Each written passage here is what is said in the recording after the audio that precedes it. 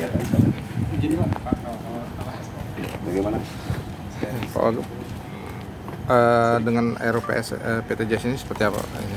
Ya tentunya dengan RUPS ini bagaimana tidak ada lain tujuan kita supaya JSC ke depan ini yaitu tentunya tetap dapat berjalan seperti biasa, dapat memberikan manfaat nantinya untuk bagi para yaitu daripada pengguna venue-venue ini kita berikan peluang. Tapi banyak potensi-potensi lain yang tentunya akan kita mintakan kepada direksi supaya ya manfaatkan seperti air minum, water treatment itu kan hampir kalau tidak salah hampir 15 miliar modal daripada itu, tapi sampai sekarang belum terproduksi.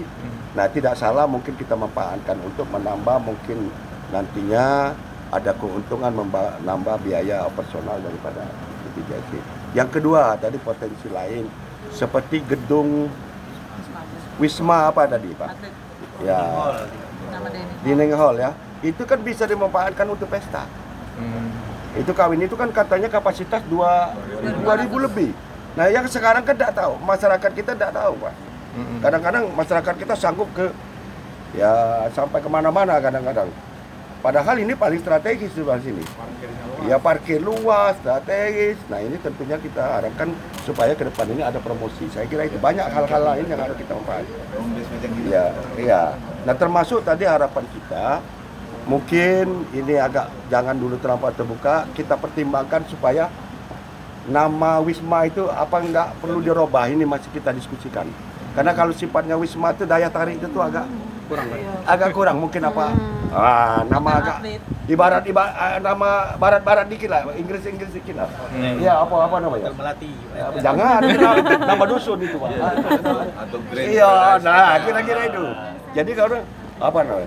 Hotel ini green apa itu kan? Kalau orang dengar, Wisma, nah kan sudah duluan sudah alergi, benar nggak? Nah seolah-olah kalau Wisma itu kan apa namanya barak kan? Nah kita bagaimana ke depan itu supaya kita ini masih saya kira ada pengaruh dari nama itu. Nah ini harapan kita ke depan, tapi itu belum putus. Ini akan kita sampaikan ke Pak Gubernur dulu sebagai pemegang saham. Saya kira itu ya. Terima kasih.